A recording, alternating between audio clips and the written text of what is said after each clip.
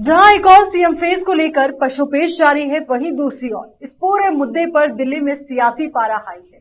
कांग्रेस के साथ साथ अन्य दलों की नजर भी इसी मुद्दे पर टिकी हुई है कि आखिर कर्नाटक कांग्रेस के लिए सबसे सही और सटीक फॉर्मूला क्या होगा, जिससे भविष्य में कर्नाटक कांग्रेस में फूट की स्थिति ना हो और जो बूस्टर डोज कर्नाटक से कांग्रेस को मिली है उसका इम्पैक्ट 2024 में भी पॉजिटिव आए। इन सभी मुद्दों पर और कर्नाटक के दोनों मुख्यमंत्री उम्मीदवारों पर आज हम दोनों, मैं आयुषी विजयवर्गीय और मैं अश्विनी, चर्चा करेंगे और विश्लेषण करेंगे इन तमाम मुद्दों पर।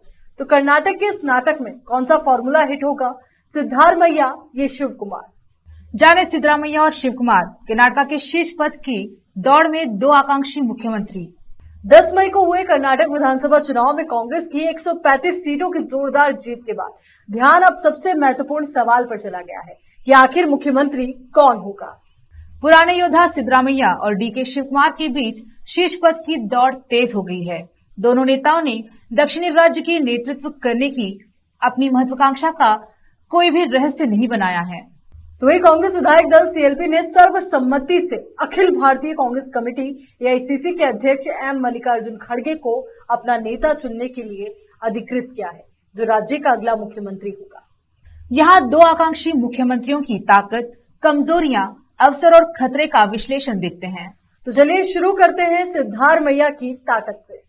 राज्य भर में जन अपील कांग्रेस विधायकों के एक बड़े वर्ग के बीच लोकप्रिय मुख्यमंत्री के रूप में पूर्णकालिक सरकार चलाने का अनुभव, जो 2013 से 2018 तक, तो वहीं 13 बजट पेश करने का अनुभव रखने वाले सक्षम प्रशासक हैं सिद्धारमैया।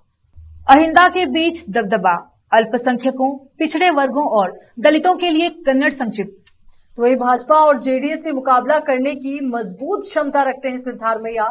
सबसे महत्वपूर्ण मुद्दों पर पीएम मोदी और उनकी सरकार से भी राहुल गांधी के करीबी माने जाते हैं और जाहिर तौर पर उनका समर्थन भी हासिल है। वही अब उनकी कमजोरियों की बात कर लेते हैं। तो सबसे पहले बात करेंगे कि पार्टी से इतना सांगठनिक रूप से जुड़ाव उनका नहीं है। उनके नेतृत्व में 2018 में कांग्रेस सरकार को वापस सत्ता में लाने में नाकामी। वहीं अभी भी कांग्रेस के पुराने रक्षकों द्वारा एक बाहरी व्यक्ति उन्हें माना जाता है, वो पहले क्योंकि जेडीएस के साथ थे। आयु एक महत्वपूर्ण कमजोरी है। सिद्धरामैया फिलहाल 75 वर्ष के हैं। बिल्कुल अश्विनी, अब चलिए तमाम उन अवसरों का जिक्र हम कर लेते हैं, उन तमाम अवसरों का विश्लेषण कर लेते हैं, वो महत्वपूर्ण पॉइंट्स।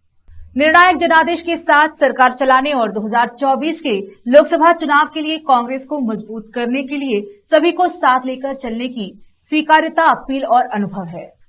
अब देखते हैं, आईटी, ईडी और सीबीआई ने प्रतिद्वंदी शिव कुमार के खिलाफ मामले दर्ज किए, जिनकी नजर सीएम पद पर भी है।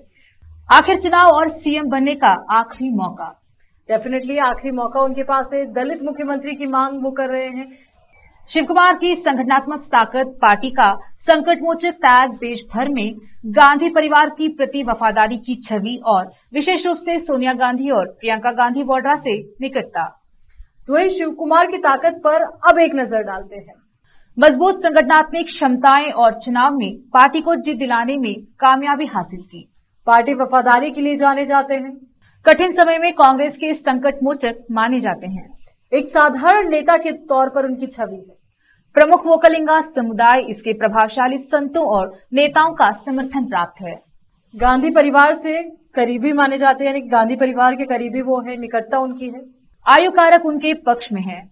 लंबा राजनीतिक अनुभव, विभिन्न विभागों को उन्होंने संभाला है, तो कह सकते हैं एक बेहतर एक्सपीरियंस उनके पास है। पर अब देखिए, तमाम अफसरों की हमने बात की, ताकत की बात की, अब कमजोरियों का जिक्र यहाँ पे करेंगे।